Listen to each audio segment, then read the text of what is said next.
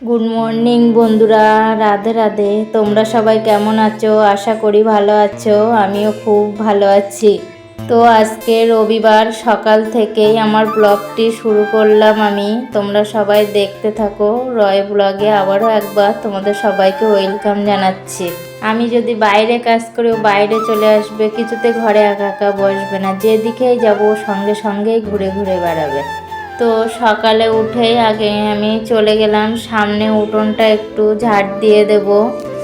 তারপরে দেখো বন্ধুরা, আমি যেখানেই যাব সেখানেই ছেলে চলে আসবে। ঝাড় দিয়ে এবার চলে এলাম ঘরে। আমার হাজবেন্ড কাজে যাওয়ার আগে বাজার থেকে বাজার করে রেখে দিয়ে গেছে, সেগুলো এইবার আমি জায়গার জিনিস জায়গায় গুছিয়ে রাখবো। আর আজকে সানডে, তার জন্য সকালে বললাম একটু মাংস এনে দিয়ে যাও বাজার থেকে, তাই মাংসও নিয়ে এসছে।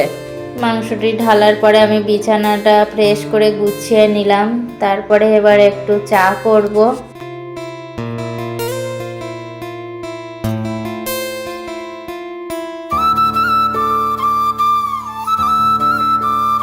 চা বিস্কুটটি আমি খাচ্ছি।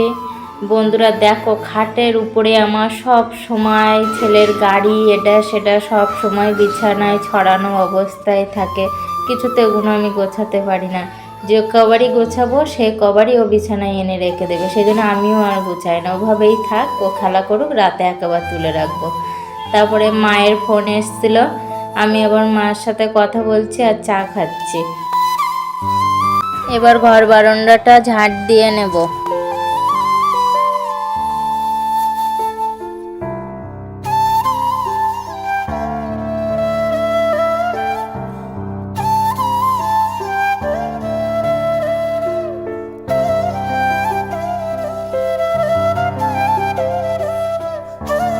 তারপরে এখন বেলা 10টা বাজে। এবার আমি ছেলেকে একটু দুধ সুজি খাইয়ে দেব। ছেলেকে খাওয়াতে গেলে আমার ভীষণ কষ্ট করতে হয়, ও কিছুই খেতে চায় না। দেখো বন্ধুরা, ও খুব দুষ্টুমি করে, কোনো জিনিসে ঠিকঠাক খায় না। তারপরে আমি এবার থালা বাসনগুলো মেজে নিয়েছি, জায়গার জিনিস জায়গায় রেখে দেব। তারপরে এবার আমি ঘরটা মুছে পরিষ্কার করে নেব।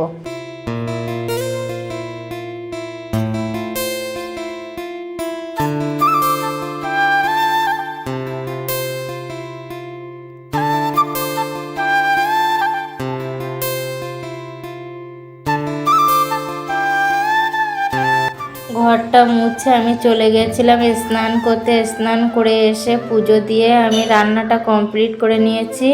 আজকে দুপুরের মেনুতে ছিল কুমড়ো ডাঁটা দিয়ে বাদাম ছোলা দিয়ে একটা চচ্চড়ি মতন করেছি, আর চিকেনটা রান্না করেছিলাম। তারপরে এবার আমি ছেলেকে খাওয়াবো। এখন বাজে দুপুর 1:30।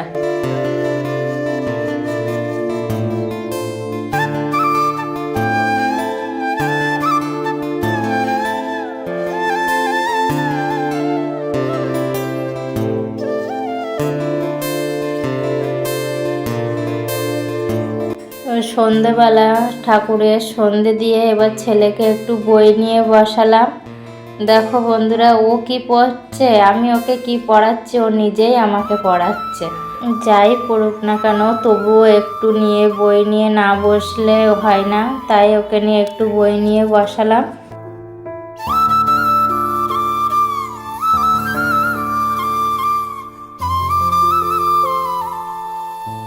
বই পড়ে উঠে এবারে একটু হালকা খিদে পেয়ে গেছে, তার জন্য একটু দুধ আর কর্নফ্লেক্স করে দিলাম ওদের দুই ভাইকে।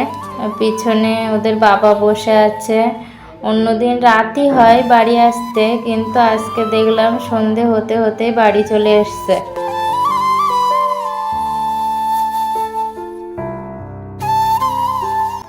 এবার জামা কাপড়গুলো একটু ভাঁজ করে নেব।